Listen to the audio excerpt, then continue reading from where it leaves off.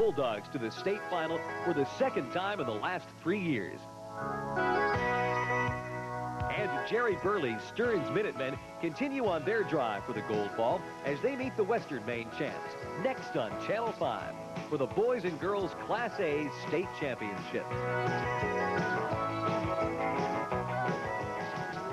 The atmosphere here at courtside, everyone is pumped. The bands, the cheerleaders, the fans are in their seats, like you say, Frank. All we need now are two teams to tap it off and some great basketball action heading your way. All right, Jimmy, the scene is set, and we'll come back and meet the players. But first, these messages.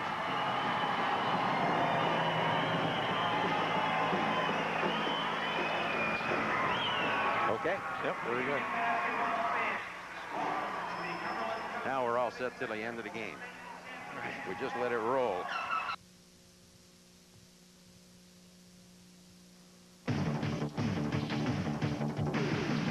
Milk's got the kick that gives you more. Health kick.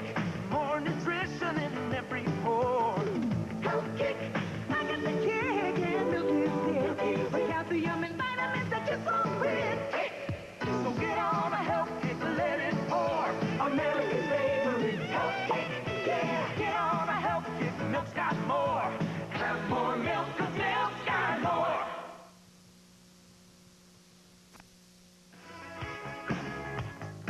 Class A High School Tournament Basketball. Sponsored by your local Coca-Cola bottler. Coke, catch the wave. Shop and Save Supermarkets. You'll know them by the cut of their meat. Jordan Milton Machinery, your Caterpillar dealer in Maine, New Hampshire, and Vermont. By Billings Saab Itasca, State Street, Augusta. And by Grant's Dairy. When it's as fresh can be, it's gotta be Grant's, naturally.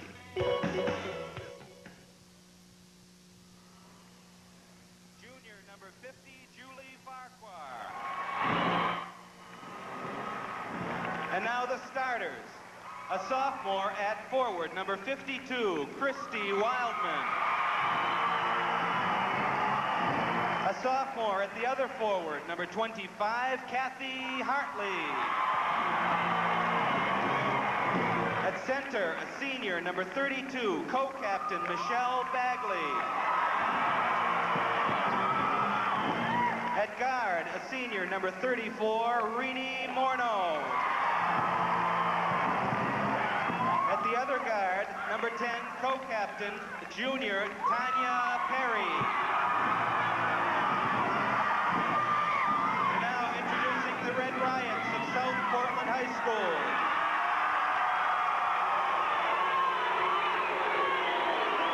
A freshman, number 31, Sally Dunn.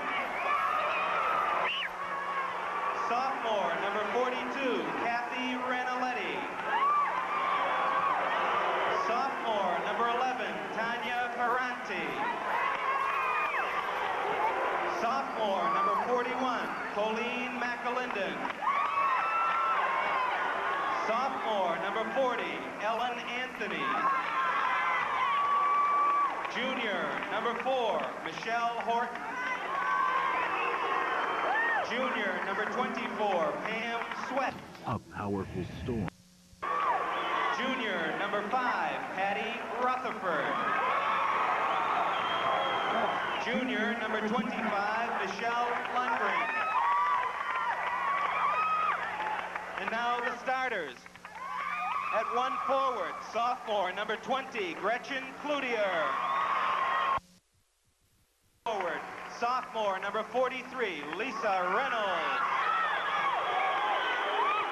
At center, senior, number 15, co-captain, Billy Leroux.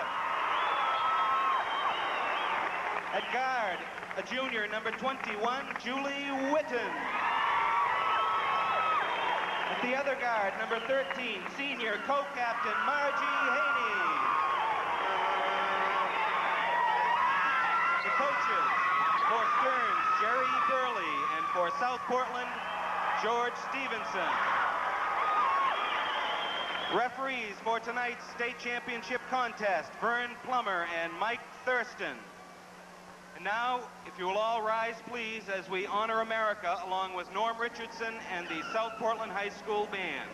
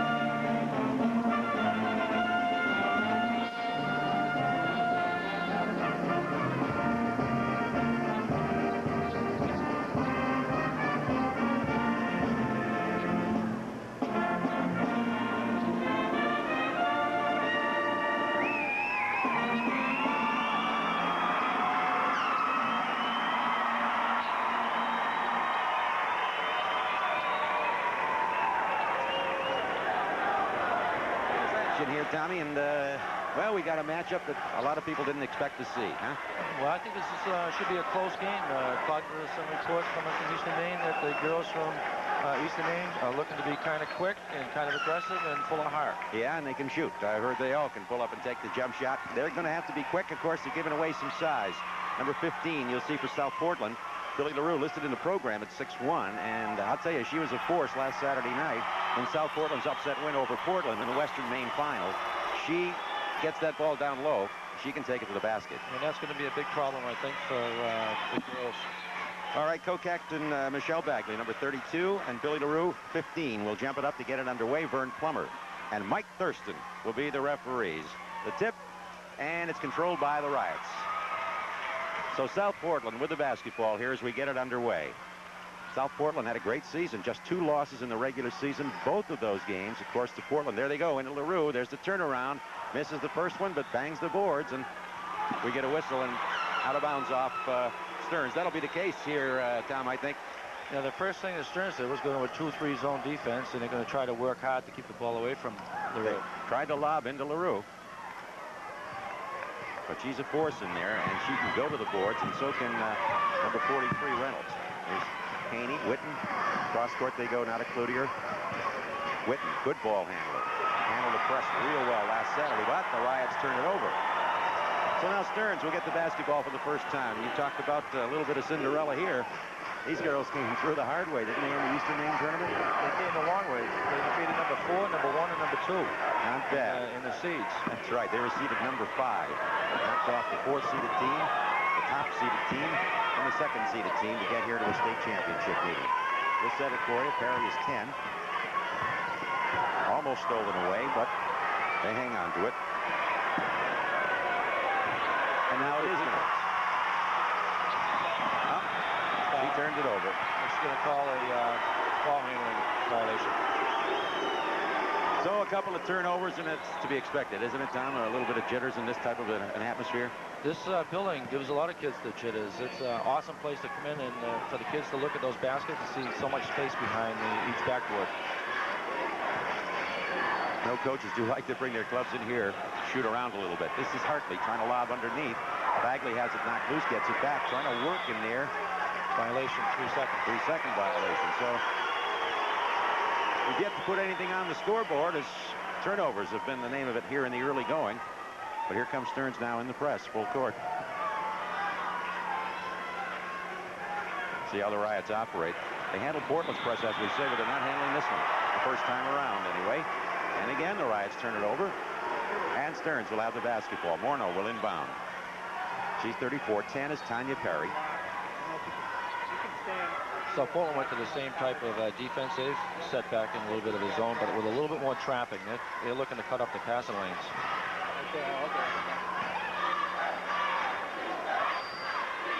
All right. Stearns moves that basketball around, trying to go underneath again, and almost stolen away, but Reynolds could not find the handle, so Stearns will maintain possession. Right now, I think the team that can break the ice here and get something going is going to feel a little more comfortable. We're getting a change right away for South Portland. Colleen McAlinden is into the game. She's number 41, replacing Lisa Reynolds, and the inbounds pass stolen away by LaRue. So here come the Riots. And offensive foul. Offense, yep. Stuck her arm out. Pushing off a little bit. It's Margie Haney, first foul, of course, and first team foul. We played almost 2 minutes, or 8 seconds shy of 2 minutes, and there's nothing up on the scoreboard yet here as they have turned it over. Tanya Perry. She's 5'7". She's a junior. She brings it up in the forecourt. They try to go inside the Wildman. And another foul in the whistle. On LaRue. Billy LaRue, and of course South Portland does not want LaRue in any kind of foul trouble, but they're trying to work that middle, it looks like, trying to work on LaRue. They got Wildman in there. I think what they want to do is they want to try to get that ball inside in the paint and see if they can draw a few fouls and make South Portland work from the first period on, defensively. And a good defensive play there by Cloutier, and then she was fouled. By number 25. That's Catherine Hartley. She picks up her first personal, and first team foul, of course, for Stearns. All right. Lisa Reynolds comes right back in now, but she replaces Gretchen Cloutier. Right. All right, now South Portland trying to operate against that press again. It's deflected. Witten, as we said last week, on the dribble, was able to handle a 10-second call here. Yep, we did. Yeah. Now, she was able to handle a Portland press down. I'll tell you, Portland had a pretty good press. So they're looking at something here tonight. I think both teams are still nervous, though. It's almost gone through 2 minutes and 15 seconds of playing time here, and a shot hasn't been taken, has it? No, I don't think it has. They've been blocked. A couple of them have been blocked. Again, they look on the perimeter. Wildman playing in the post. Here's Hartley, baseline jumper, and there it is. First two-pointer of the basketball game. Catherine Hartley hits it, and Stearns grabs the lead. All right. Haney trying to go wire to wire, gets the shot away. It's no good, and it'll be rebounded by Stearns. Almost lost out of bounds as Bagley came away with the rebound. Now Perry will bring it up in forecourt. 5 minutes, 5 seconds remaining to play in the opening period, and Stearns with a 2-0 lead and with the basketball. And they're 1 for 1 from the field. Morneau, 34. She'll take it. Top of the key, 20-footer. Doesn't go. LaRue with the rebound. Almost had it grabbed away, though. Here come the rides, and Haney can't find a handle. And in turn, it's turned over. So you talk about a little bit of jitters here in the early going of this one as they're kicking it around pretty good. Riots will inbound. Right now, there's no definition of this ball game except for all turnovers. Nobody's really settled down. Witten. Wow. From long range, that's Julie Witten, and the game is even at 2-2. 4.5 minutes remaining to play, opening period.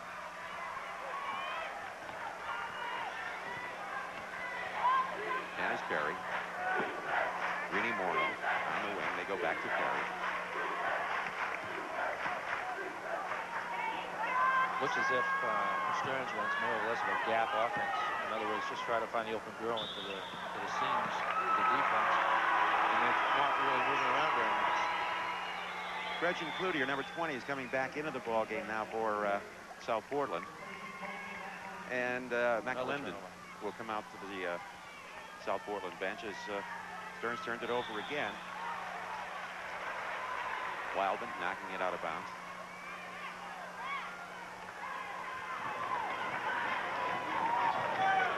Forecourt. Haney, Witten will take it again, top of the key. This time it doesn't go, but LaRue with a rebound. There she is, bangs that offensive board. And that's a key to the Riots attack right there. Banging the offensive board, and Billy LaRue gets the job done. 4-2, South Portland leads it. Catherine Hartley for Stearns in forecourt, now to Morneau. I'm sure that the coach from Stearns wanted more girls on that defensive board there also. She was absolutely all alone. Hartley, as the Riots stay in that zone. Now in they go to Bagley. The turnaround on the glass is good. Michelle Bagley ties this up at 4-4 with 3:20 remaining to play in the opening period. Julie Witten now on a dribble has it deflected and turns it over. I think we've got 5 or 6 violations right now, and that's not really a good sign for South Portland. George Stevenson is going to go to the bench. Pam Sweat is number 24. She'll replace Julie Witten as George Stevenson looks for some help against the press by Stearns. Catherine Hartley. Now Perry. Riots steal it. Again, the turnover. All right, here comes South Portland. Game even at 4-4. 2:55 remaining to play opening period. In they go to LaRue. She moves in the lane for the turnaround and hits it. She was also triple teamed. She's got great size, and as I said, boy, she knows when to go to the hoop. Reynolds on the steal, but then was tripped up. Timeout going to be called here as we get our first timeout. So let's take a timeout with the score. South Portland 6 and Stearns 4. Timeout is called by the Minutemen.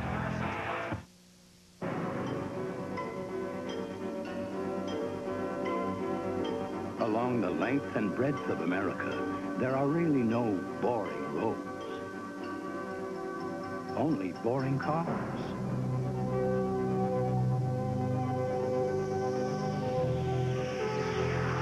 That was Saab's thought for the day. Seek Clyde Billing Incorporated, Sabatasca, State Street, Augusta. I know it. His name is Jerry, right? Is it? Jerry Burley?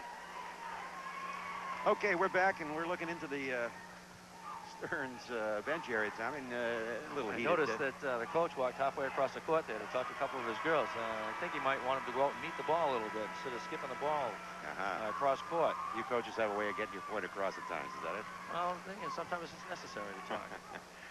All right. 6-4, South Portland with the lead. We've got 2:39 remaining in the opening period. Stearns will inbound at midcourt along the far sideline. Number 24 into the ball game now for Stearns is Lisa Perot. That's Christy Wildman, 52. They go into Bagley and stolen away by LaRue. Almost restolen by Bagley, but South Portland will hang on. Julie Witten is 21. She's back into the ball game. And they go to LaRue, and she is hit bumped from behind, as you see. Michelle Bagley will pick up the personal. Second team foul here on Stearns. And first foul on Bagley. Foul on number 32, Michelle Bagley. Her first personal foul. Team's second. South Portland will inbound. This is Witten trying to go underneath and does nicely. Lisa Reynolds, number 43, gives the Riots their biggest lead at 8-4 with 2:16 remaining to play in the opening period. Now they've extended that defense. Just had a backcourt violation also. Dribble the ball in the backcourt from the pressure defense.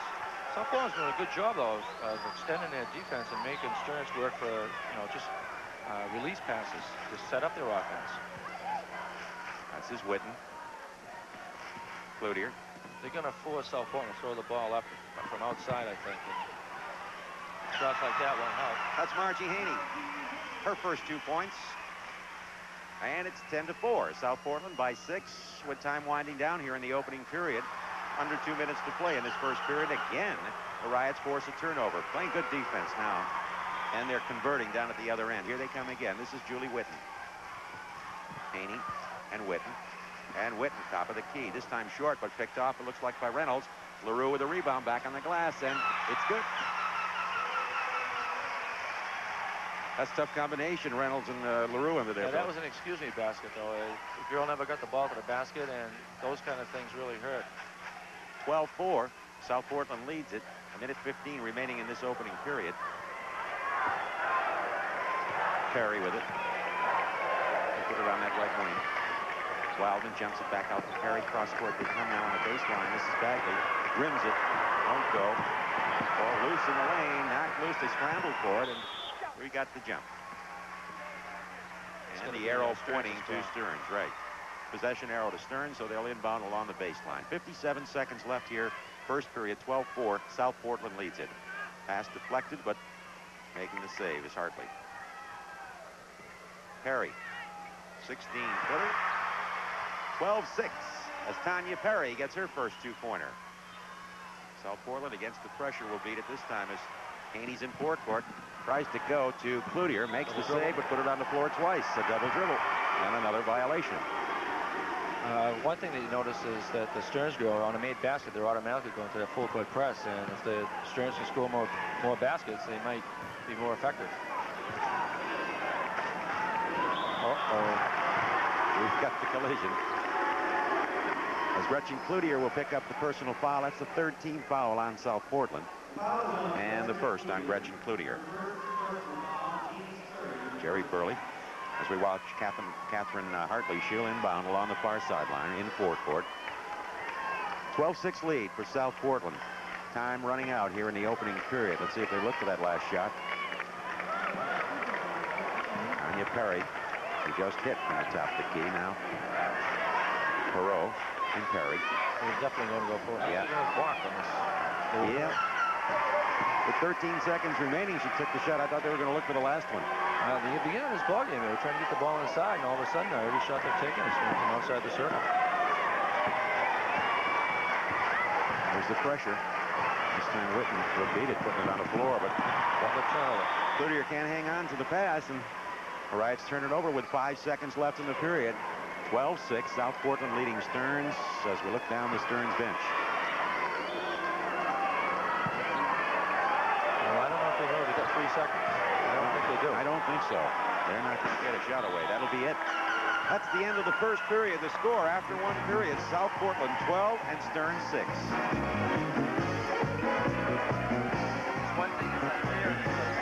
Caterpillar's new backhoe loader is just right for the ups, downs, ins, and outs of dirt moving. With the same hydraulics found on Cat excavators, it's perfect for serious digging or more delicate jobs. The new Caterpillar backhoe loader. Another good reason to buy or rent from Jordan Milton, your Caterpillar dealer. Call us today.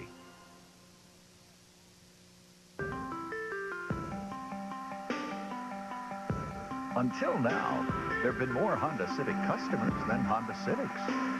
People just love its incredible fuel economy, roominess, and extremely affordable price.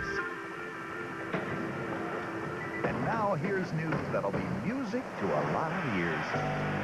There's a Honda Civic for every customer.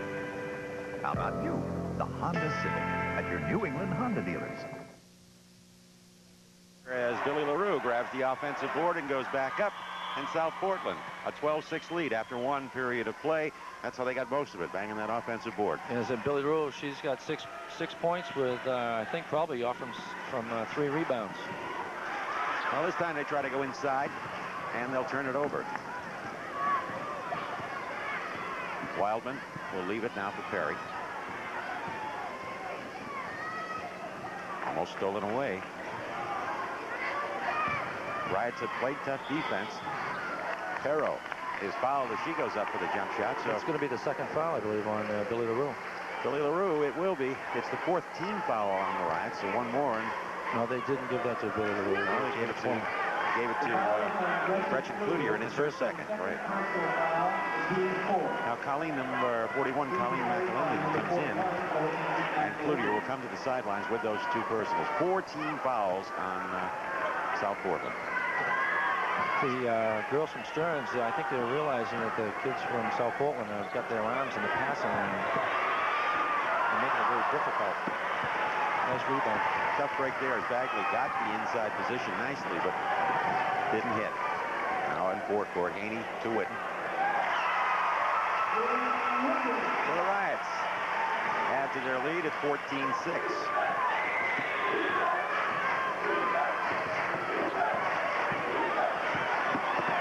Wildman, she gets the shot away on the glass. It's rebounded underneath in traffic. I think it was Bagley. Boy, it was a nice play. Hartley it was. Catherine Hartley. 14-8. South Portland with the lead and with the ball. Haney in forecourt. Knocked out of bounds. Last touch by South Portland.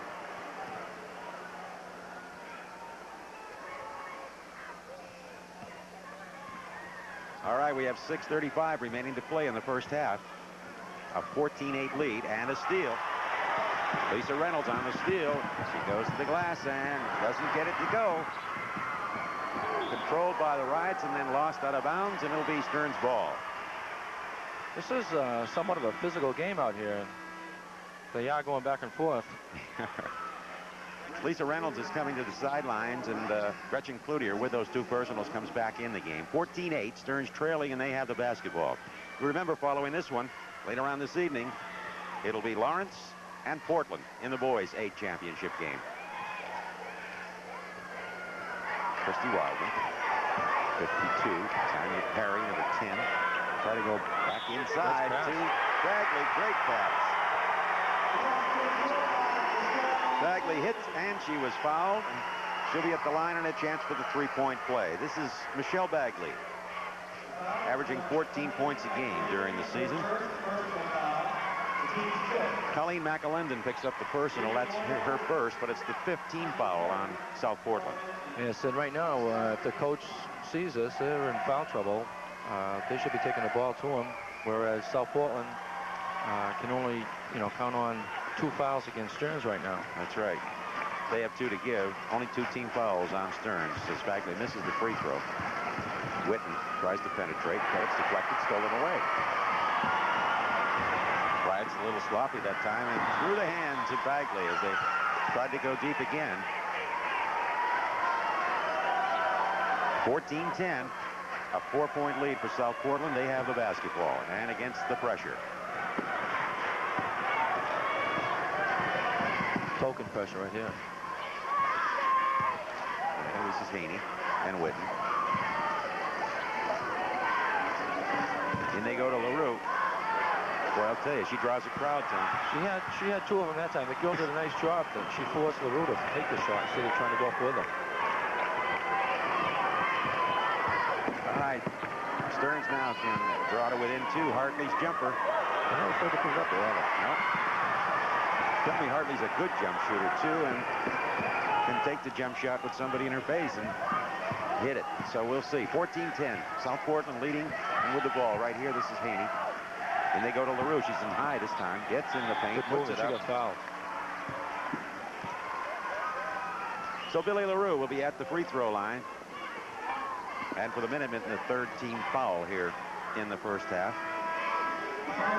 Lisa Reynolds is coming back in, replacing McAlendon. Picking up the personal was Renee Morneau. That was her first.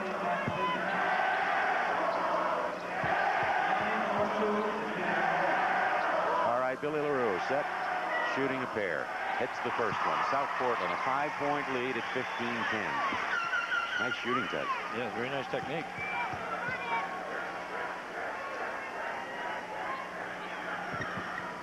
And a pair. So without a doubt, Billy LaRue has been the difference. The Riots leading it by 6. But here comes Bagley again as they got it running that time and pushed it up nicely.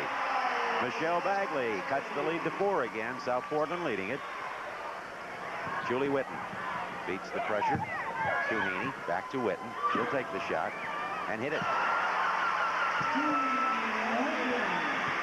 Julie Whitten with the 17-footer, and again a 6-point lead for South Portland. Flashing through, no whistle, and again the turnover. Here comes Haney. Haney trying to go to Whitten behind the back. Nice pass. Pretty pass as Cloutier picks up the easy 2 points off a great pass from Julie Whitten.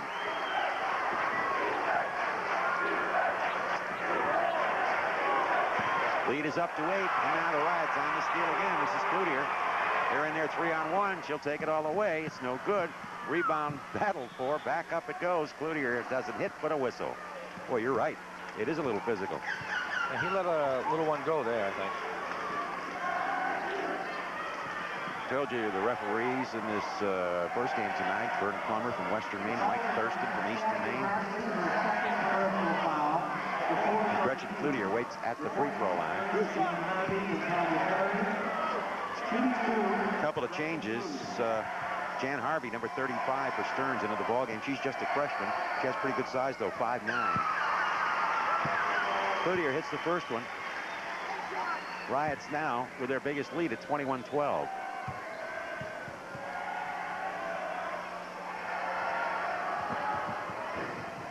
right, she hits a pair of them. A 10-point lead for South Portland as we're midway through the second period. 4 minutes remaining to play in the first half, and again a steal and the turnover, and underneath is Lisa Reynolds for the easy 2. Oh, he's going to look for a timeout here. Yeah. Jerry Burley's got to get a timeout here and talk things over. Timeout with the score. South Portland 24 and Stearns 12. You know what happens when you try something new? You find out there's nothing quite so good as something you can count on all the time. Like the way Joe Taylor at the Super Shop and Save will tell you to cook that roast in a roasting bag. Joe spent over 18 years making sure everybody in Bangor knows how to prepare a great meal. You'll find Joe Taylor in the meat department at the Broadway Super Shop and Save almost all the time, where you'll also find those lower prices all the time. Yep, Joe's an old friend of mine. All right, South Portland has now moved it out to 24-12. There's the steal, and the end of it, a 2-pointer for Lisa Reynolds as they've opened up a 12-point lead now, 24-12. And Tom, they're doing it with the defense. Very good defense. The Coach Stevenson has extended his full-court trap over to the half-court line, and it's been a big problem for Stearns. And Stearns also now they've returned it trying to get the ball inside, but they're just not getting any breaks except for the one nice basket they made. All right, let's see if Stearns can make a run here in the final 3 minutes and 50 seconds of this first half.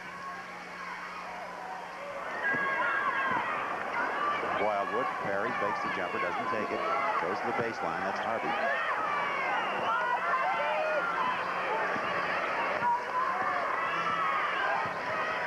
Stearns trying to go inside, knocked away, and stolen again. Gretchen Cloutier with the ball, almost re-stolen. She gets the pass away, though, to Whitten.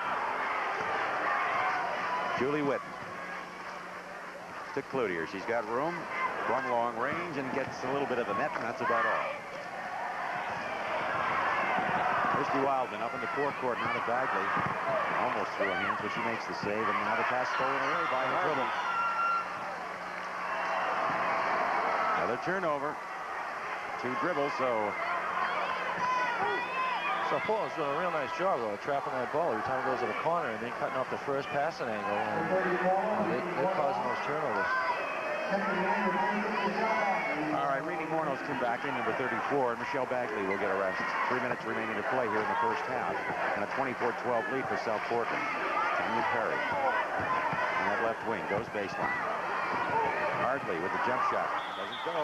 LaRue coming up over the top, and that'll be Billy LaRue's second personal. Of course, the Riot's over the limit. And Stearns to go to the line to shoot 1 and 1. This is the freshman, Jan Harvey. She's 5'9", as we said. As Michelle Bagley will come back in now, and Rini Morno comes to the sidelines.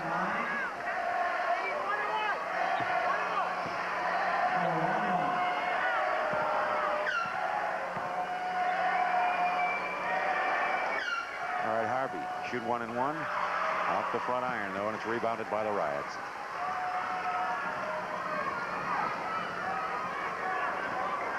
In they go for the turnaround. McAlendon doesn't get it. Put back up and rims it and out. Rebound grabbed away there by Harvey. Stearns trailing by 12 and 2.5 minutes remaining in the first half. They go to the baseline. Knocked loose again. Stolen by Margie Haney.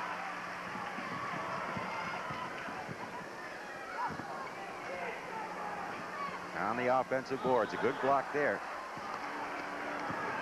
Well, I see a different type of ball game too with LaRue out of the ball game right now. She's coming right back in. Yeah, she's coming right back in. There's only 2:12 remaining to play in the first half. She's got 2 personal fouls.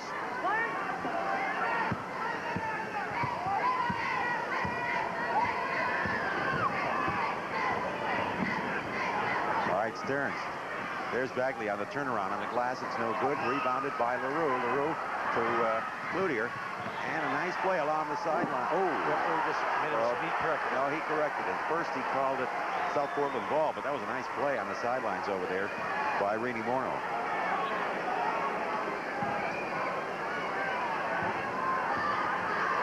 All right, it remains 24-12 with a minute 50 remaining to play here in this first half. This is Christy Wildman, almost stole it away.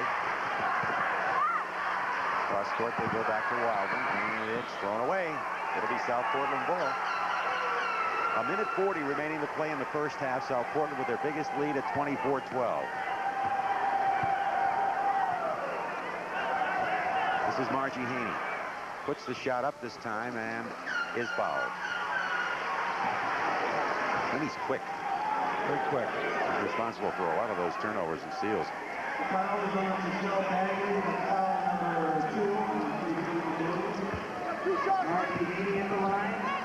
So Margie Haney will be at the line to shoot a couple now. She's a senior, 5'6".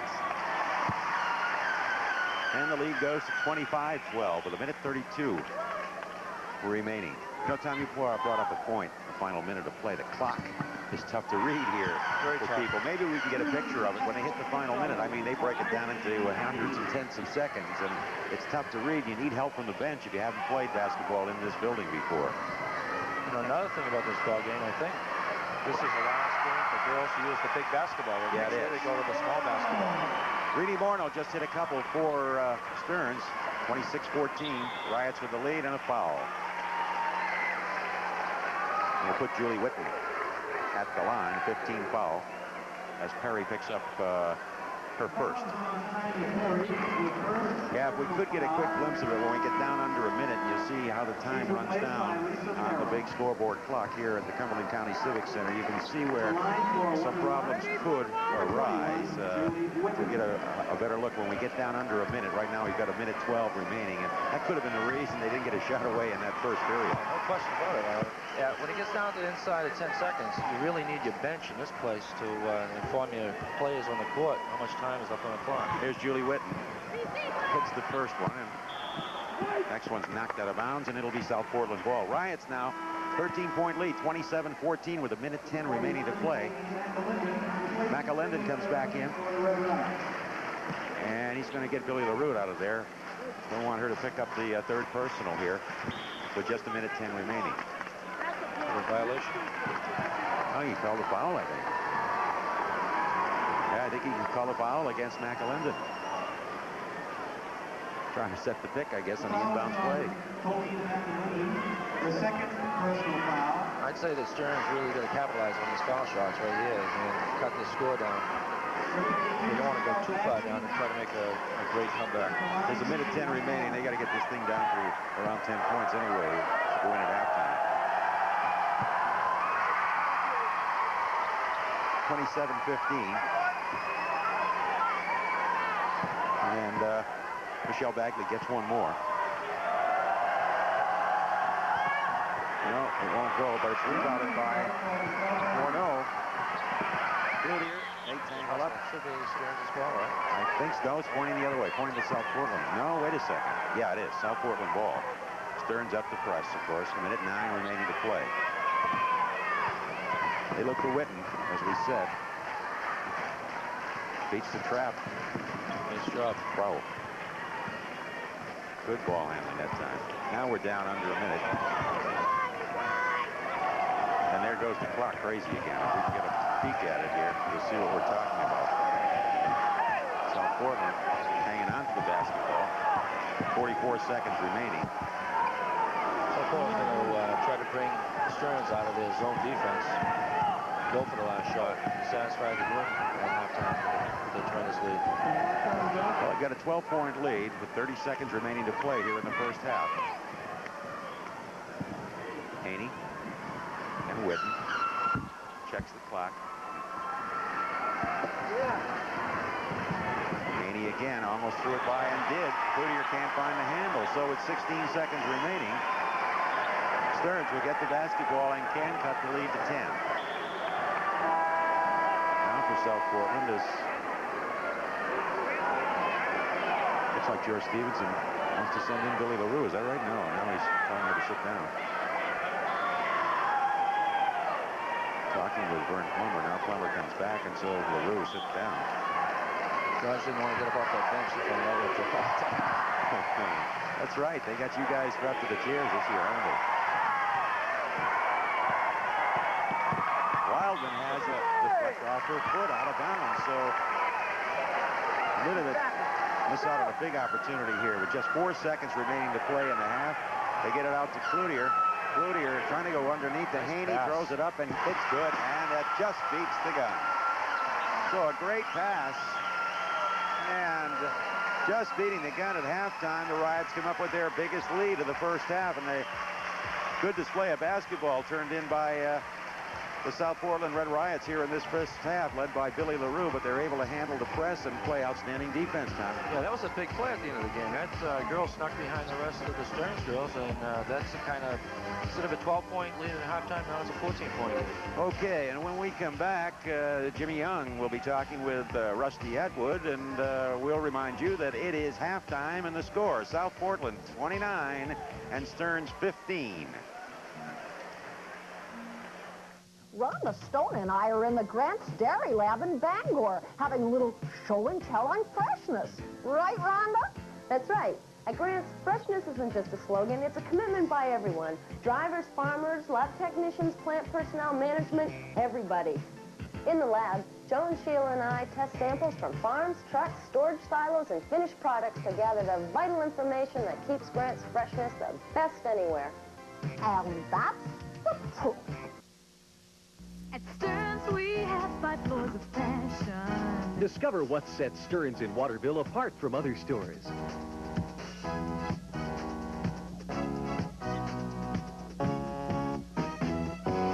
Discover the Stearns difference, a level of personal attention and customer services not to be found anywhere else. Stearns, Main Street, Waterville. At Stearns, we have 5 floors of fashion. Stearns for the way you live today.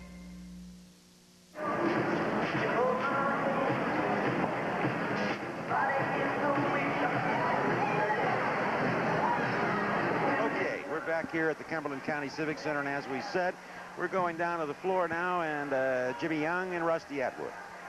Okay, thank you, Frank. We're at halftime of the South Portland Stearns game. South Portland leading Stearns 29-15 at the half. Joining me now at halftime, Rusty Atwood, the boys coach of the Coney team. And Rusty, you're also the president of the Maine Association of Basketball Coaches. I understand you've got a big all-star game planned for Colby College next week. Actually, 2 games. Well, 4 games, in fact. 2 boys and 2 girls games next Saturday, beginning at noontime with the girls' Eastern CD All-Stars and the Western CD All-Stars. The boys' CD go at 2 o'clock, followed by 5 o'clock the AB girls and 7 o'clock the AB boys. So it's a big day to wrap up the hoop season once and for all. All right, I understand also that the MSSPA was involved in a decision today that allowed coaches that have players on those all-star teams to allow them to coach. I guess that's kind of a victory for the Maine Association of Basketball Coaches. Well, in a sense, you know, we're pleased that the SPA granted a waiver for this game. Officially, the season ends after the ball game, the second ball game tonight. The official basketball season, as they recognize it, ends. And our game for 6 years now has come outside of that season. And it's just been a recent interpretation that has kind of put a little bit of an onus on coaches coaching their own players. And we requested a waiver. The SPA Executive Committee granted that waiver yesterday, so we're very pleased to be able to play the game without any sort of shadows of doubts. All right, I understand one of the reasons was the affiliation with the Heart Association. Why don't you explain how that came about? Well, I'm not sure if that's really the reason. We play the game to benefit a charity, which is required by NCAA regulations. The game has been sanctioned all 6 years by the NCAA. The MABC does not make money on it. The money goes to charity, in this particular case, the Heart Association. The MABC wants to simply recognize the kids, give the kids a chance to play, and get perhaps a little bit of recognition and perhaps exposure after the season is over with. If it helps a kid go on and further their education and compete athletically in college, then that's great. But we want to be able to help the kids primarily and boost the sport of basketball.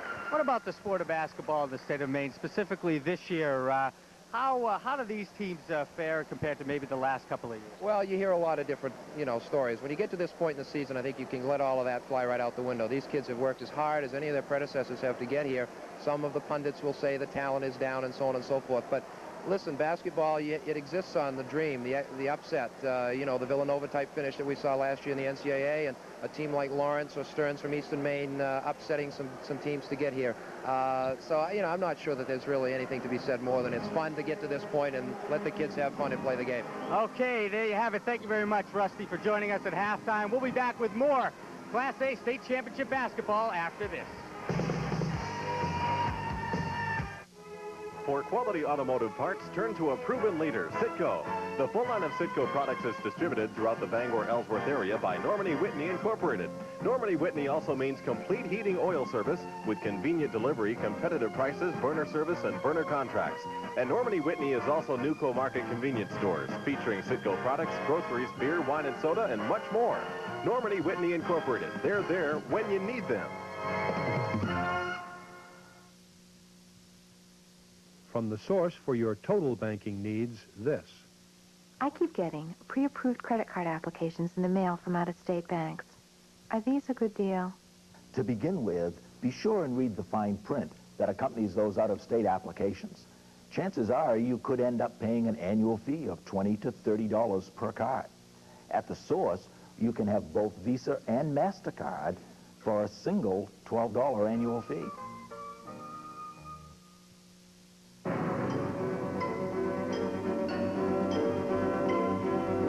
Along the length and breadth of America, there are really no boring roads. Only boring cars.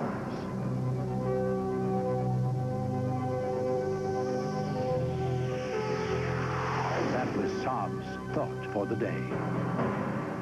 Sea Clyde Billing Incorporated, Sabatasca, State Street, Augusta.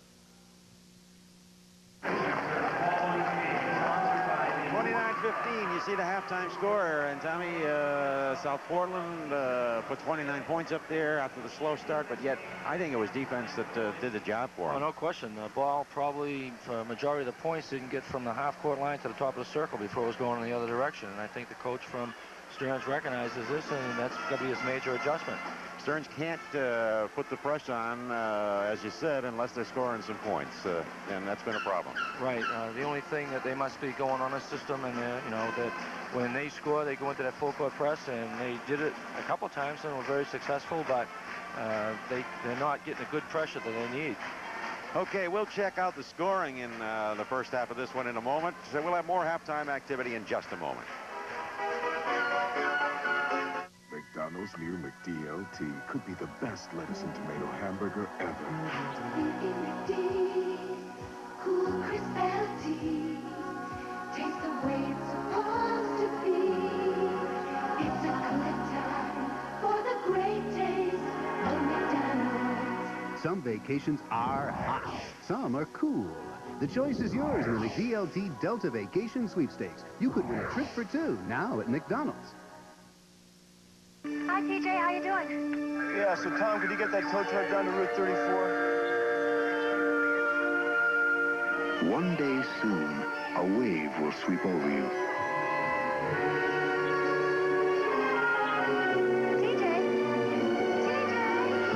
It will be a wave of taste so refreshing, so irresistible, so new, that sooner or later it will leave all others.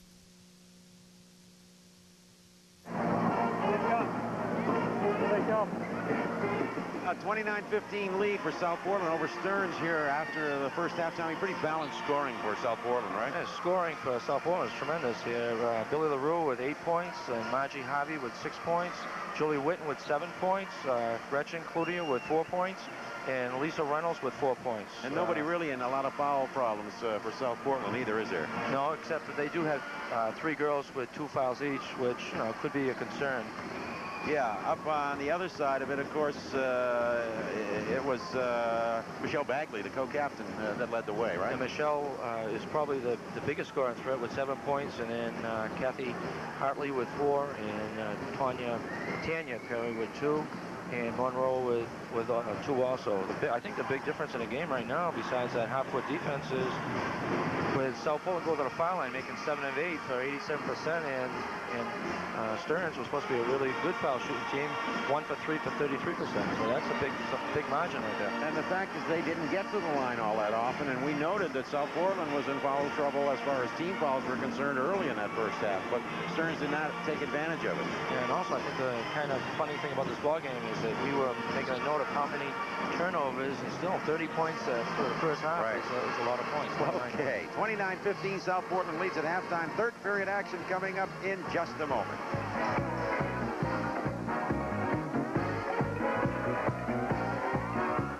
You're looking at a close to perfect T-bone steak. Nicely marbled, trimmed of excess fat, and it has nice fresh coloring. But you won't find this T-bone at Shop and Save. That is not until one of our butchers has taken care of this, the tail.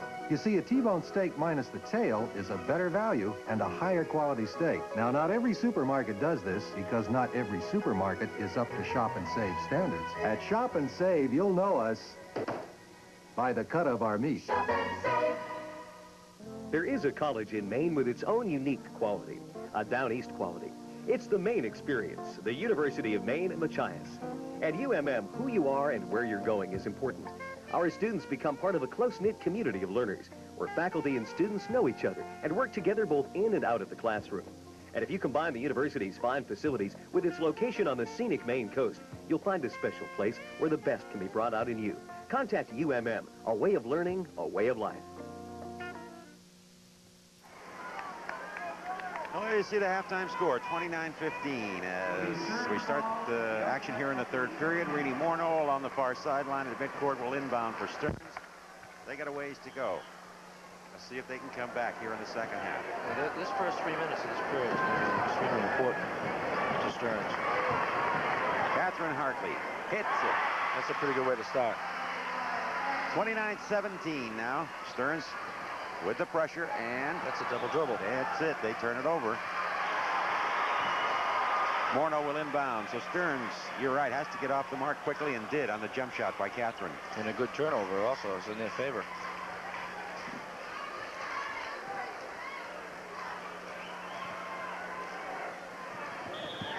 Well, he told us Hartley could take the jump shot. She showed us she could, and Margie Haney will pick up the personal. First team foul here in this second half. Second foul on Haney.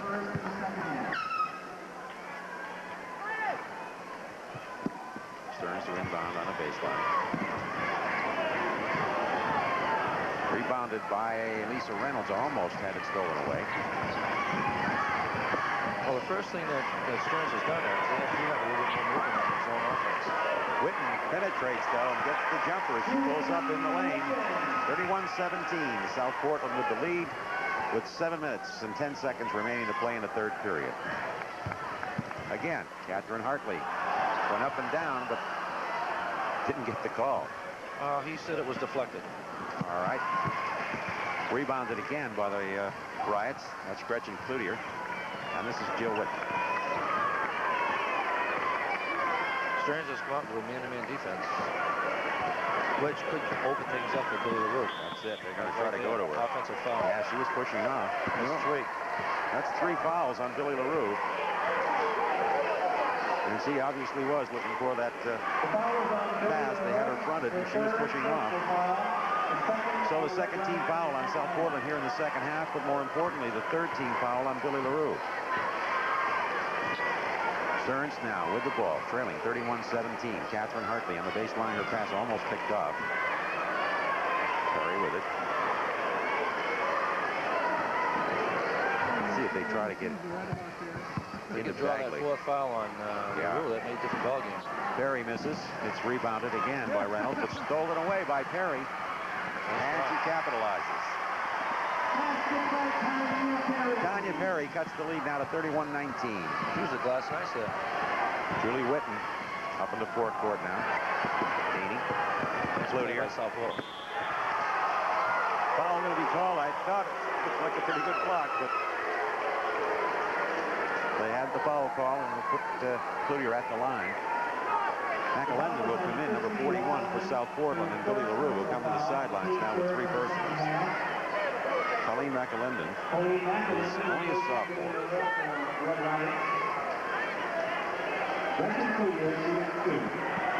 All right, Cloutier to shoot a pair. South Portland deadly at that line.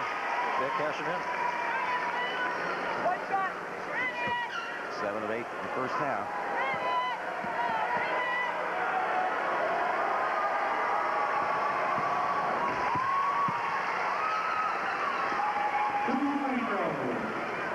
All right, a pair of free throws by Cloutier. And it's 33-19.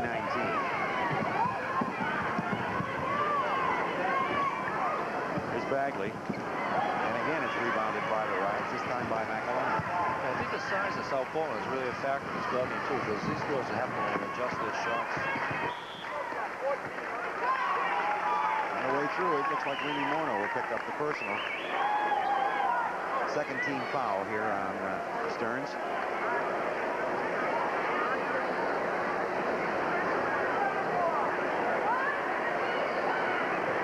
Farrow, 24, coming in, and Morneau will come to the sidelines. That's her second team foul. Julie Witten will inbound along the baseline now for the Riots. And Haney. McAlendon. Witten. 5.5 minutes remaining, third period. South Portland, big lead, 33-19. Cloutier pulls up, doesn't take it, comes back out to Haney. Haney gets into the lane. Nice spin. Fakes. Spin move. I think they'll call a try. Oh. 3-second call. 3-second call. Put a nice move on him. That's a great move. Yeah. Nice pullback. 33-19. South Portland leads it. This is Stearns with the basketball. 5:10 remaining to play, third period. Catherine Hartley goes baseline. Her pass, though, is picked off this time by Witten. Goes right between the defenders on the glass. No good. Rebounding action. We've got a foul called on Gretchen Cloutier. And I think that's her third. Exactly 5 minutes remaining in this third period remaining. Remember, following this, it'll be the boys' Class A matchup, Portland and Lawrence.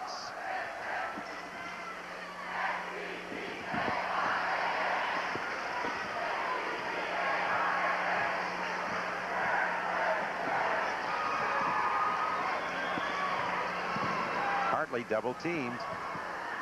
Almost stolen away. A lot of reaching in there. Bagley falls. No whistle. And the Riots force another turnover. This is Haney. Underneath Cloutier, it's banked loose, but Haney makes the save. 4.5 remaining in this third period. 33-19. South Portland leading it. In they go to McAlendon. No good, and in rebounding action, a foul called against South Portland. Lisa Reynolds, I believe. So the Riots now getting themselves in some foul trouble again. Lisa Reynolds. Not on the next foul here. We'll go to the line. Yeah, it's the fourth of the ball game. 4th team foul already for South Portland. But that didn't help Stearns in the first half. There's the steal again by McAlendon. And here comes Julie Whitten. Pulls up, jump shot at the foul line, no good. Rebound, no good. Rebound back up and good. Colleen McAlendon puts the Riots up now 35-19. And intended for Hartley, it's thrown away, and Stearns really having some problems now. So the Riots again will inbound. Pressure. A little bit of a trap here. Well, this time will go. I think he's calling an offensive foul. Yeah, I think so. It's on Margie Haney. Could be 1-1? No, offensive foul. Offensive foul, but it is a 15 foul. Next one, though, they'll be shooting in that 1-on-1 situation. This time they go to Hartley. Puts the jumper up, no good, but she's fouled by McAlendon.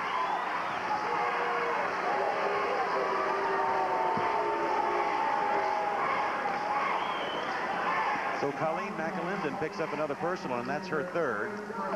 The Riots now over the limit as a team.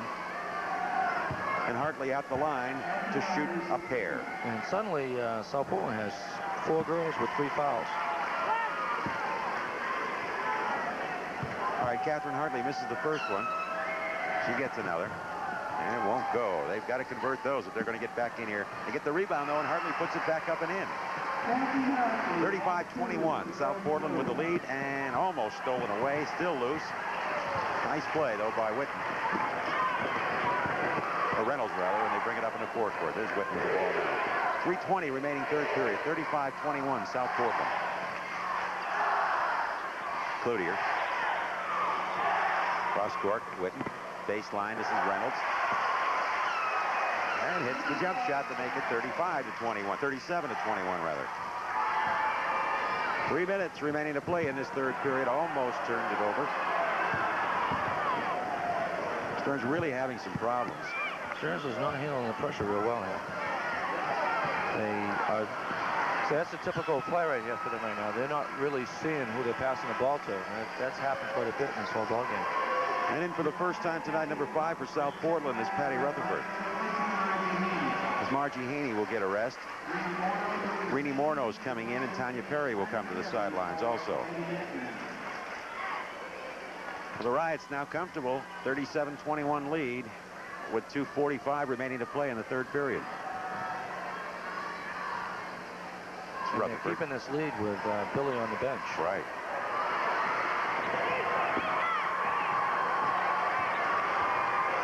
All right. This is Wildman. Barrow. And the shot put up by Morneau, no good. Whitten.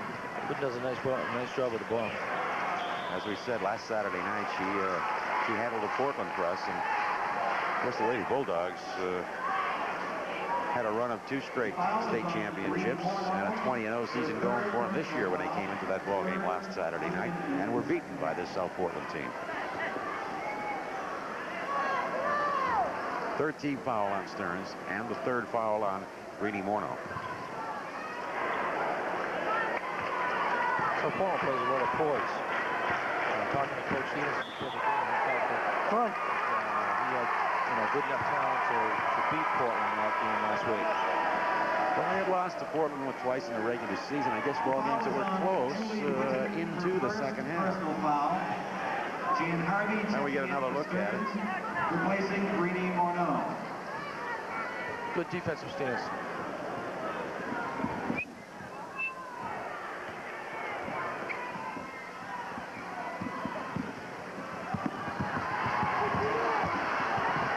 A little rough. He's called a foul.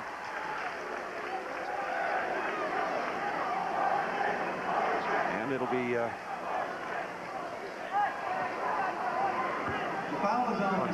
yeah, Gretchen Bagley. That's her third, 14 foul. Both teams will be in the 1-on-1 now for the rest of the ball game. We're under 2 minutes here in the third period. Whitten trying to go on the penetration, but illegal pick. Pick set up by Rutherford, I guess it was. Will draw the personal. That's her first.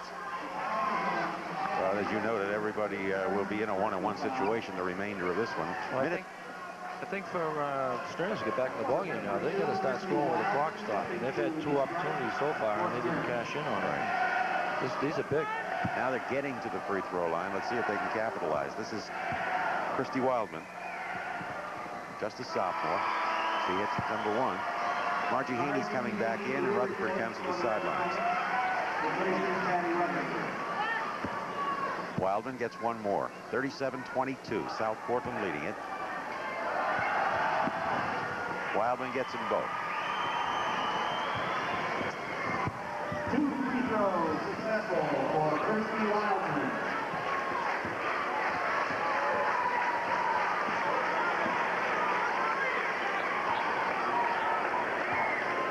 All right, South Portland with the ball and with the big lead, and the time winding down here in the third period. Cloutier. I think South Portland's going to hold on to the ball and eat up some clock. They've maintained this big lead with Billy LaRue on the bench. Of course, she picked up her third personal early in this third period and has sat out almost the entire period.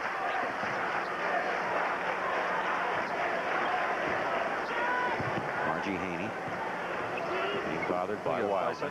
No?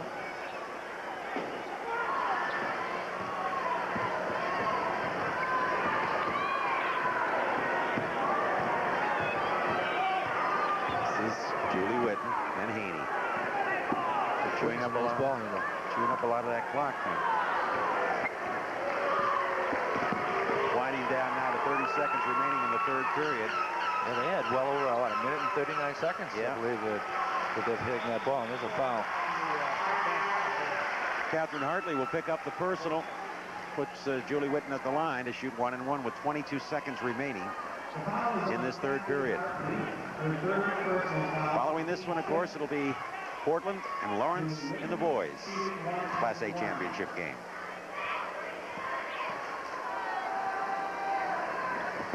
Whitten hits the front end. And they continue to shoot well at that line. Goes awesome from the foul line. Rutherford back in. Margie Haney will get a rest for the Riots.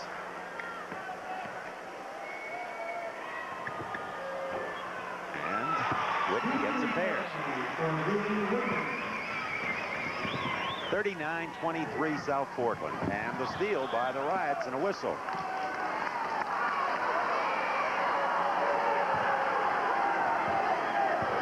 Foul going to be called on Julie Whitten. Catherine Hartley will be at the line to go 1-and-1. Just 16 seconds remaining in the third period.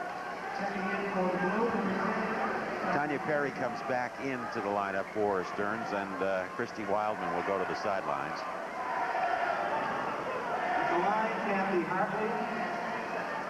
Catherine Hartley to shoot 1-and-1. Her team trailing 39-23 with 16 seconds remaining. And again, they failed to capitalize at the line. Good pressure defense this time.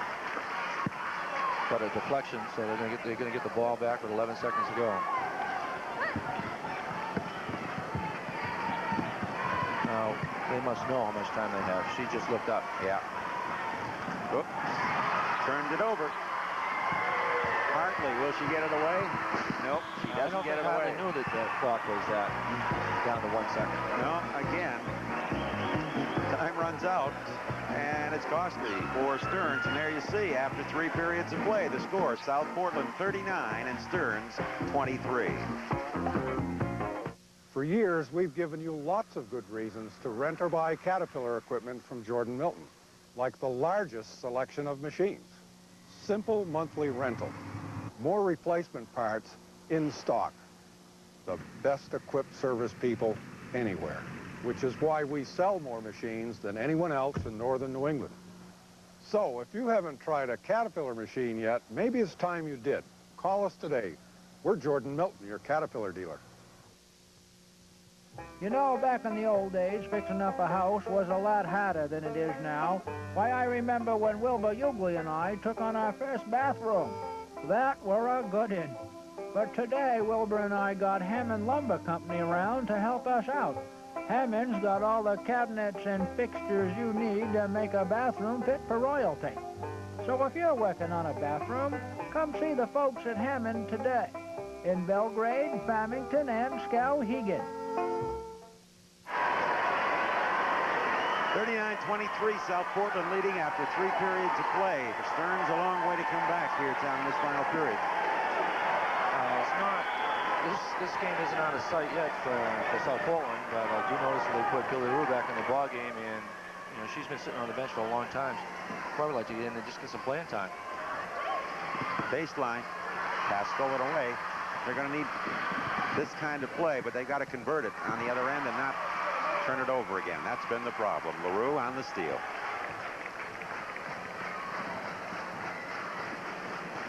Stearns not able to capitalize when they turn the ball over and not capitalizing at the free throw line, and they trail 39-23. Witten to Haney, who's back in. Puts a runner up and hits it. 41-23. Perro to Hartley. Cross court, they come to Perry. The one-hander no good. Bagley back up and in, though. Michelle Bagley. 41-25. South Portland leading it and operating against pressure. That was effective in the early going here, but really hasn't been that effective throughout the course of the game. Well, the same girls have played for Stearns most of the game, and it's beginning to show as far as time is concerned. They're getting a little tired out there. All right, LaRue is fouled, and she'll be at the line to shoot a couple as Colleen McAlinden comes back into the ball game. Fourth on Bagley, and she's their scoring hope right now. Lisa Reynolds has come out for South Portland. 6:44 remaining in the game. 41-25 South Portland with the lead. This is Billy LaRue at the line. She sat out a lot of tonight because of foul problems, and misses here at the free throw line. One of the few misses for South Portland tonight. Only the second miss for South Portland. Perry, baseline jumper, just an air ball this time. McAlinden. Rebounds. Here comes Whitten. Nice job. Excellent ball handler. There's Haney again. This time it doesn't go. Has her own rebound. Puts it up. No good. And it's rebounded away this time by Stearns. Wildman trying to go to Hartley. Can't hang on. They turn it over again. So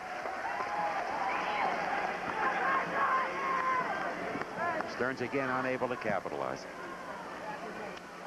Right now, Stearns is making too many trips down the floor without getting a shot off.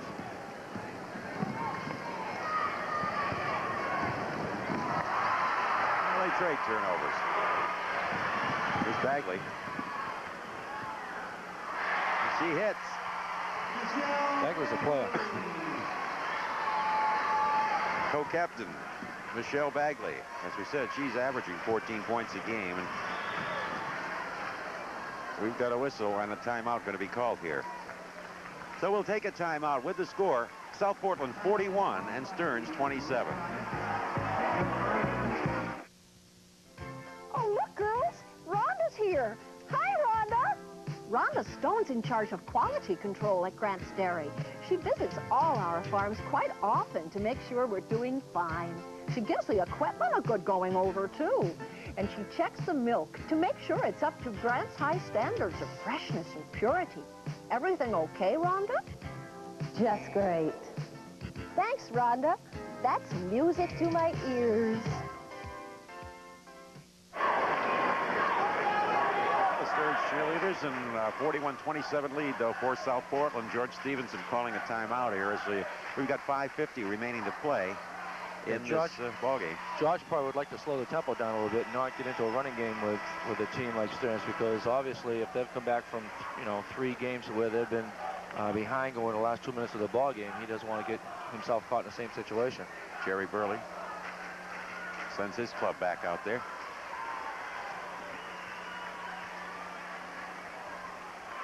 (41-27) with 5:50 remaining to play. Witten will inbound. It's no good. It's rebounded by Stearns, but Wildman would turn it over again. So they just exchange turnovers here. Haney being bothered by Perry, not a Witten. 5.5 remaining in this game. Cloutier on the baseline, nicely to McAlinden. And she's fouled by Perry, and Colleen McAlinden will be at the line to shoot a couple.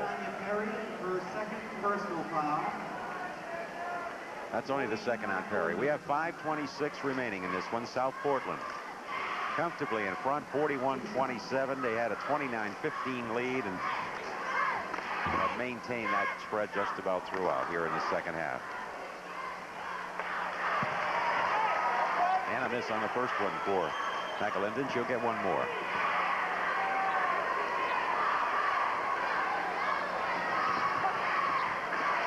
She hits the second one. It's 42-27. South Portland leads it. Stearns in forecourt. Lisa Perot to Wildman.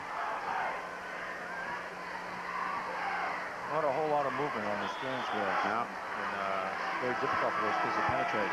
We've got a tie up there by Witten, but the possession arrow pointing to Stearns, so they'll maintain possession of the basketball as Harvey, number 35, comes back into the game, and Michelle Bagley comes to the sidelines. 5:11 left to play in the game.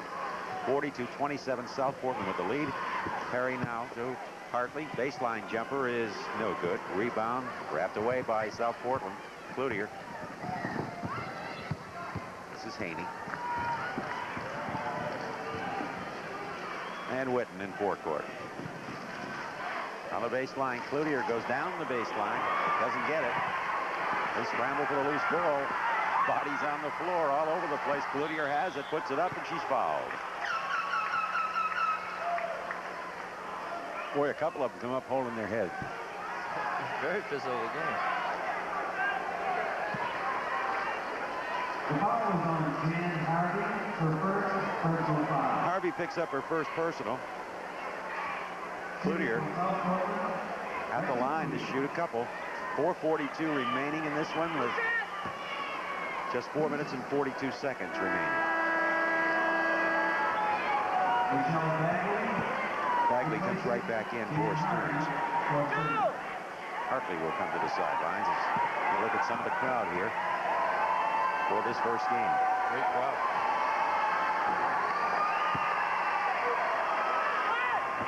Portland on the foul line and 7 keeping the game close.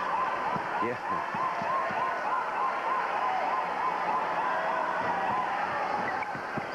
And they miss a pair this time. Nice strong rebound.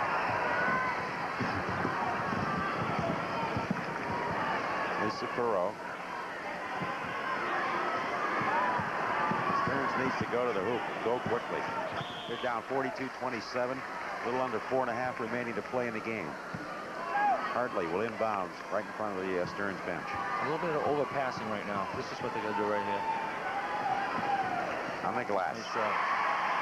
Tanya Perry hits a couple. 42-29. Put pressure on Haney. But they beat the press to Witten in fourth court. 4 minutes, 10 seconds left to play in the basketball game. South Portland, a 42-29 lead, and with the basketball. McAlinden underneath to LaRue. Missed, but she's back up with her own rebound, and McAlinden puts it back in the glass, no good. Boy, did they bang the boards, but here comes Perry. And Bagley. Bagley has it tipped away and stolen by McAlinden. It's re-stolen by Tanya Perry. The turnaround is up and no good, but she is fouled. That was quite an exchange back in that backcourt. If there's a replay of that, that'll be a good one. Julie Witten picks up her third personal, and you can take a look at that one turned over about 3 times. As Tanya Perry now will shoot 1 and 1, or 2 rather. She hits the first one.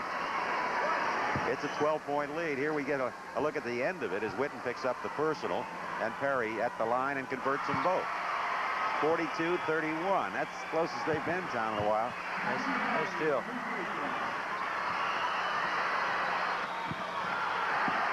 And I think a foul is called on Billy LaRue, and that's number 4.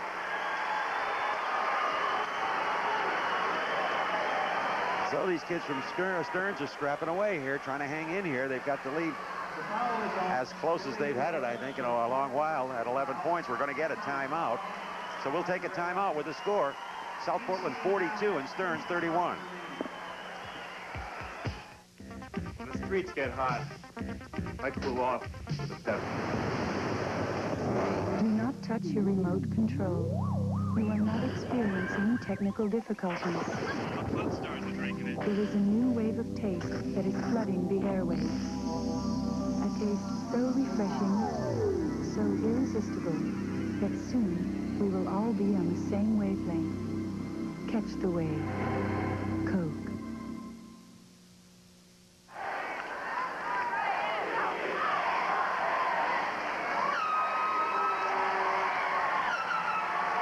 Well, as we come back, South Portland with an 11-point lead at 42-31, but Stearns at the free throw line, and Catherine Hartley will be shooting. Catherine Hartley right now better break the ice from the foul line. She's 0 for 3. Well, this will be the time for her to break the ice as they can get this lead down under 10. No, it doesn't go.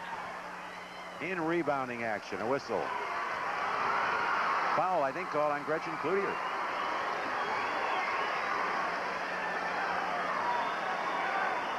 That's Michelle Bagley.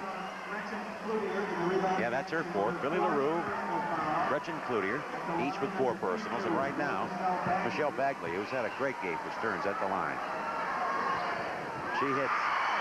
The lead is down to 10 now, 42-32. South Portland leads it. We've got 3 minutes and 37 seconds remaining to play in this state championship game. And Bagley gets another.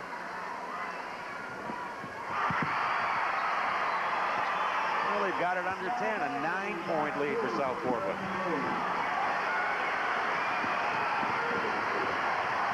All right, they've got pressure on.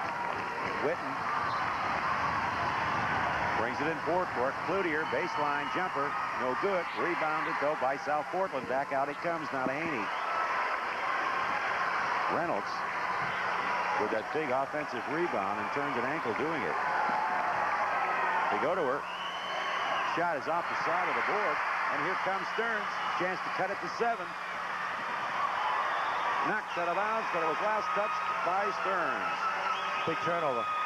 Boy, that's a key right there. They had a chance to cut it to 7 with still over 3 minutes remaining. All right, Julie Witten being chased by Hartman. Up in the forecourt, gets the shot away, and a foul is going to be called, I think, on Catherine Hartley. So, you know, Tommy, what helped South Portland in the earlier going of this game, them at the free throw line, has been a problem here, and has got Stearns back into it. Yeah, South Portland, they haven't scored very much here from the foul line in the second half, and I mean in the fourth quarter, and they've kept the score. Witten gets a big one there. Up to this point, they had scored only 3 points here in this fourth period, and we have 2:56 remaining. The shot is up and good. A pair for Julie Witten, and a big pair of free throws. The lead now goes to 11 at 44-33. Those are big foul shots. Shot by Hartley, no good. Rebounded by Bagley, but underneath.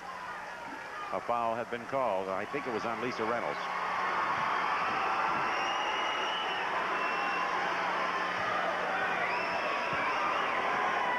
Of course, if it's on Billy LaRue, that's number 5, but I think it was on Reynolds. We'll wait and see.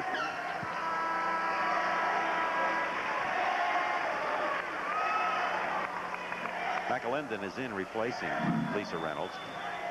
2 minutes, 44 seconds remaining. That's Reynolds' only her second personal foul. But it puts Michelle Bagley back at the free throw line, and again a chance to cut the lead to 9. She'll shoot 1 and 1. She hits the front end. 44-34. She'll get another. Gary Burley looking on with the Stearns bench. It won't go, and it's rebounded by McAlinden. Riots get those key rebounds. All right, Witten being pressured.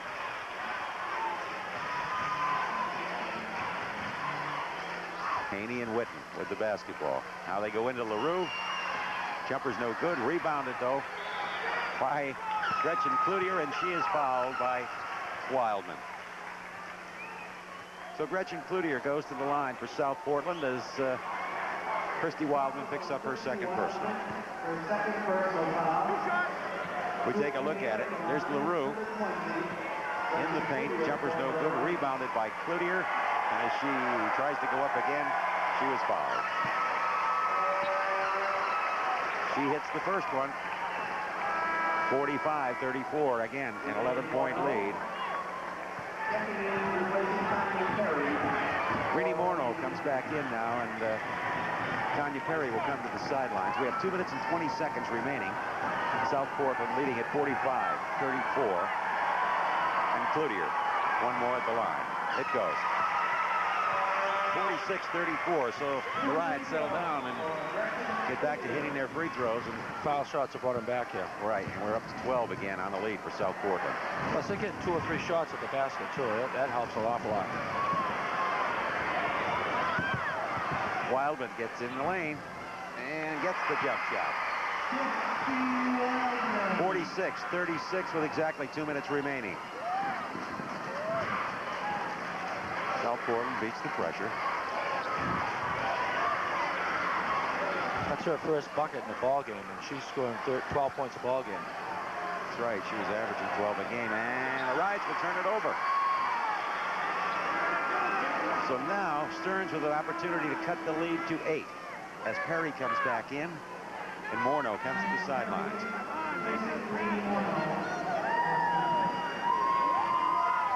Tanya Perry will bring it in forecourt. 1:37 remaining to play in the game. A 10-point lead for South Portland. Catherine Hartley hits the jump shot. It's down to 8. That's as close as they've been in a long, long time. All right, Julie Witten, who's handled the pressure all night long, goes to Haney. Double team. Gets the pass back to Witten. 1:16 seconds remaining to play in this one. And the ball kicked loose. This is Bagley. Oh, had a great opportunity there,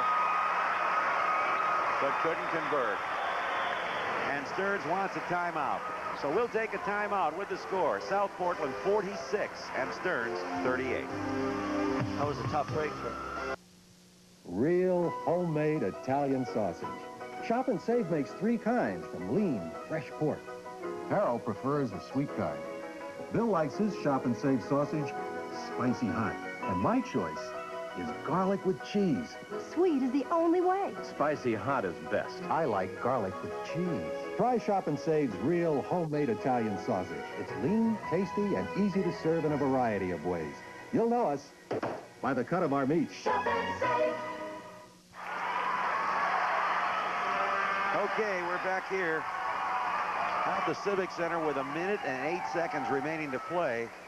And Tommy, that was a big opportunity Stearns had. That was a big opportunity right here they gave away. It's too bad she just didn't look up one more step sooner, and she would have had herself a 6-point ball game. That's and right. Maybe the full court press by Stearns would be effective right there. As it is now, it's an 8-point lead for South Portland with 1 minute and 8 seconds remaining to play in the game. They inbounds to Haney. They've got to send somebody to the foul line real quick.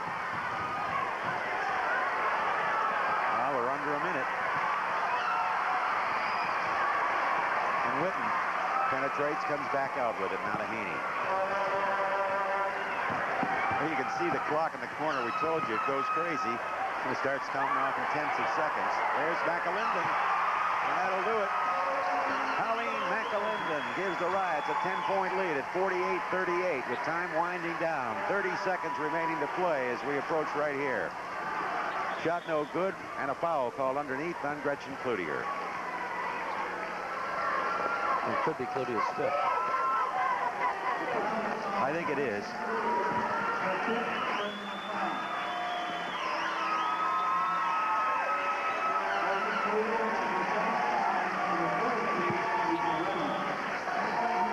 So Cloutier will foul out of the ball game, and we'll get a timeout here. Timeout with the score: South Portland 48, Stearns 38.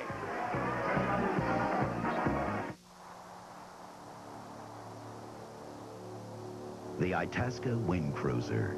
Someday other motorhomes will be this responsive, this aerodynamic, this luxurious yet financially accessible. Someday other motorhomes will reach this level of sophistication.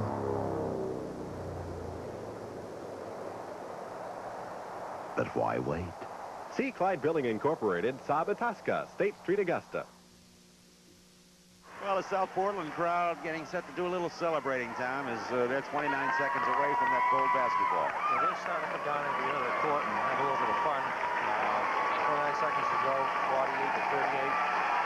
I think George Stevenson has done a good job with these girls. He certainly has. A team that a lot of people didn't figure to be in this state game, of course, the way Portland had gone over the last couple of years and the season they were having. But you got to recall, you got to also bring to mind that South Portland team comes in here tonight 19-2. That's not too shabby. That's not bad at all. And plus those two games with Portland, and he felt that he could get him a third time. And that's exactly what he did last Saturday. The shot by Hartley is no good. Rebounded by Witten, and she is fouled. 26 seconds, as you see, remaining to play here in this state championship ball game. Following the ceremonies, of course, it'll be game 2. And that match is Lawrence and Portland.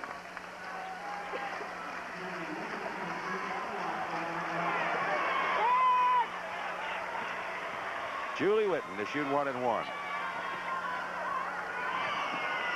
Rebound out deep, banged out of bounds by South Portland. It'll be Stearns' ball. But Stearns also a club that, well, didn't figure to get here either, Tom. And they had to knock off some of the Giants up there. I think the positive part of the ball game for Stearns is that they did come back on South Portland.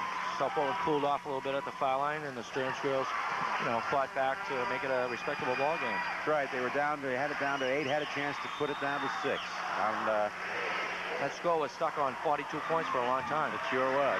Time will wind down. And for South Portland, the celebration is on. Here comes the mob. And, of course, the nets will be down, and it'll be party time. But South Portland does a fine job here. We talked about how they handle it, of course, in the first half. After a very slow start, both teams kicking it around. South Portland's defense kind of turned things around, and you're right, they kept getting the offensive board. LaRue a factor in that first half. But you know, Billy LaRue had been a factor all season long, and actually they had to go a whole lot of the way tonight without her. Right. And I think that the factors in the ballgame was South Portland extended their defense, which made Stearns extend their offense. The turnovers were just tremendous in this ballgame, and the foul shooting that was so great in the first half of South Portland gave them that nice lead, and then in the second half they cooled off, and it kept Stearns in the ballgame. All right, a 48-38 final in this one, and the net was coming down. You saw Gretchen Cloutier. We'll be back with the awards and the recap of this game after 90 seconds. Rhonda Rhonda Stone and I are in the Grant's Dairy Lab in Bangor, having a little show and tell on freshness. Right, Rhonda? That's right. At Grant's, freshness isn't just a slogan, it's a commitment by everyone. Drivers, farmers, lab technicians, plant personnel, management, everybody. In the lab, Joe and Sheila and I test samples from farms, trucks, storage silos, and finished products to gather the vital information that keeps Grant's freshness the best anywhere. And that's the proof. The new Caterpillar backhoe loader uses the same hydraulics found on cat excavators, which makes it hard to beat at loading and digging. And its simple controls with on-the-go shifting mean you won't find a machine that's easier to operate. But the way it moves from job to job really shows why the Cat backhoe loader is such a hard machine to beat. It's because it's so hard to catch.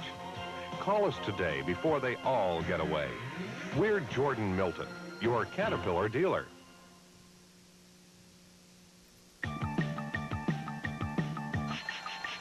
Milk got the kick that gives you more. Health kick. More nutrition in every pour. Health kick. I'm moving to the rhythm of a brand new day, 'cause the vitamins in milk help me on my way. Kick. So get on a health kick, let it pour. America's favorite health kick. Get on a health kick, milk's got more. Have more milk, 'cause milk's got more. Portland captures the gold basketball, 48-38, and Jimmy Young is with a very happy coach down on the floor. Let's go downstairs.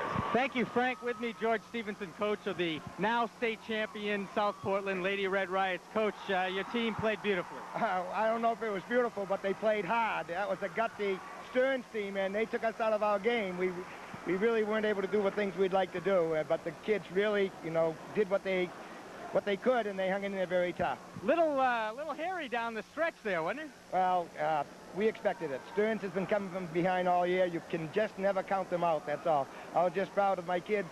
We were really struggling at the offensive end, and they just played very, very tough defense, and maybe it wasn't a good game to watch, but it certainly, anyone that knows the game realizes two tough teams are going against each other out there. The key to your performance, the ball handling skills of Witten and Haney? No question. They were able to, you know, negate the pressure, and we didn't lose the ball much against it. My sophomores were a little shaky early, and I think they had a little, you know, they made sophomore mistakes. But the team came through, and that's what counts. All right, so the gold basketball resides with the South Portland Lady Red Riots. Back to you, Frank. All right, Jimmy, thanks very much. George Stevenson, Tommy, there's a coach that's successful at, you name the sport, right? George Stevenson can handle it. Soccer, basketball, he's handled it all down through the years, and now he's got a gold basketball, the Class A. George has been here before, and he's you know, does a nice job with his kids. Well, as we said, this one was 29-15 at halftime, and it was a 39-23 lead for South Portland after 3 periods of play. But then Stearns cut that margin, and in the late going, they had it down to 8 and had the basketball, and of course missed a big opportunity when they got out front on the break, and actually had the layup opportunity, but it was missed, and that was it. That would have put the ball game down to 6, and who knows what happened from then on. But as he said, Stearns scrapped all night long and kind of took them out of their game. Yeah, that was the big play of the ball game right there. You know, I mean, the whole ball game lasts 32 minutes, but when it comes down, you can knock the ball out of bounds and go down by 6, and you know, they had momentum in their favor right there, and having that ball deflect off their leg and out of bounds sort of killed them. Right, let's go downstairs now for the awards. Assistant coach, Lee Oliver. Managers, Kim Falone, Kelly Farwell, and Shelley Danforth.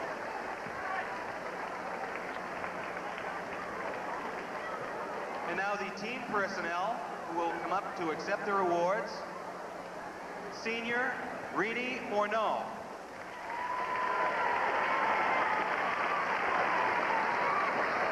Junior, Julie Carr. Junior, Kayla Ebbett.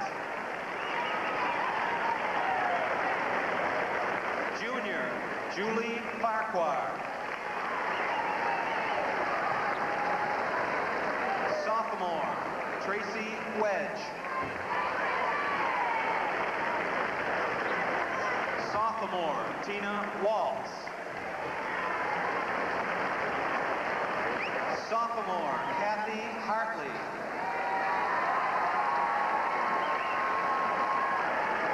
Sophomore, Lisa Perro. Sophomore, Christy Wildman.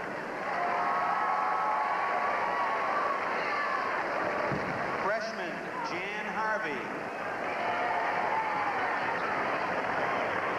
And the captains, junior, Tanya Perry.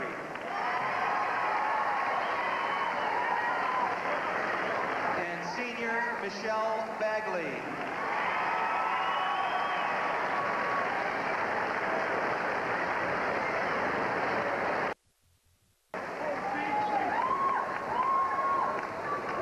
Presentation by Mr. Paul Seavey to Coach Jerry Burley of the State Class A Runner-Up Trophy. Also accepting the award, captains.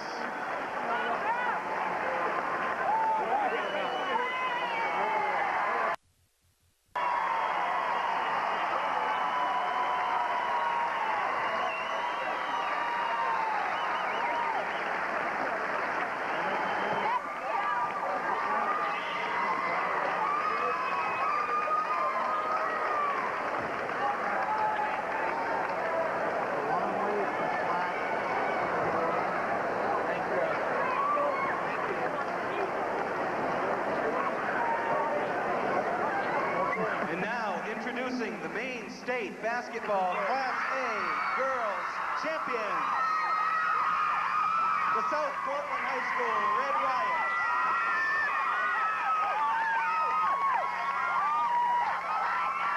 Accepting the gold ball, representative of the state championship is Coach George Stevenson.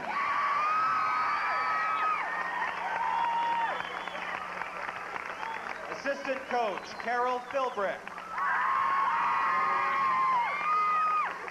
Assistant coach, Sue Donovan.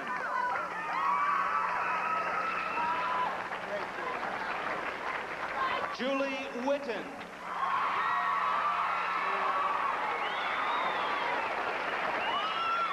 Patty Rutherford.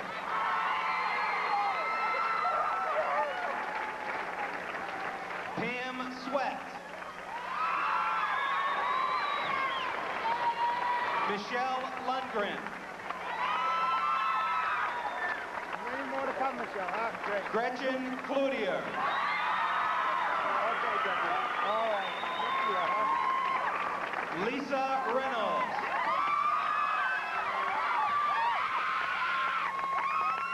Colleen McAlinden. Ellen Anthony. Tanya Ferranti. Michelle Horton. Kathy Ranaletti. Sally Dunn. And the team captains, Margie Haney and Billy Leroux. Team managers, Chris Small and Rhonda Johnson.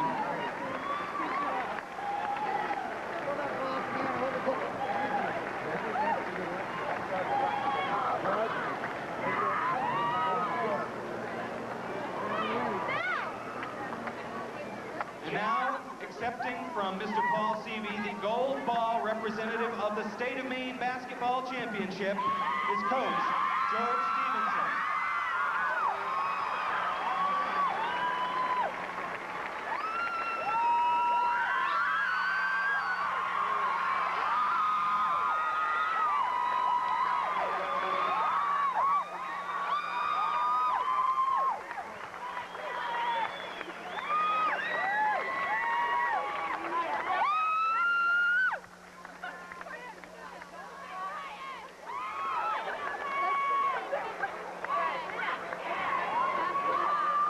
Okay, so the celebration is on for South Portland. You see Billy LaRue, and he's not going to let go of that gold basketball, Tom. Yeah, they like that out there. Well, there they are. They'll get the team picture. The net, of course, great. The Class A state champion, South Portland. Seems to be a very appreciative crowd also. Yeah, it is. So they win this one, 48-38. There you see the final. South Portland beating Stearns, and we'll be back with the final word on this game in just a moment. When the streets get hot, I cool off with a pep. Do not touch your remote control. You are not experiencing technical difficulties. There is a new wave of taste that is flooding the airwaves. A taste so refreshing, so irresistible, that soon we will all be on the same wavelength. Catch the wave. Coke. The Big Four in all-terrain vehicles is now the Big One. In 2 independent tests by the leading ATV magazines, the new American-made Polaris four-wheeler won best handling, best suspension, best stability, best acceleration, easiest maintenance, and best overall performance. See the new Trail Boss 250 at your Polaris dealer. Discover for yourself that nothing beats the way we're built. So our first state championship game is history. South Portland, a win here by 10 points over Stearns. Tommy, balanced scoring. I guess Julie Witten had 13 points, but a lot of people had 8. Billy LaRue, the Witten girl, and the Margie Haney had 8, and so did Gretchen Cloutier.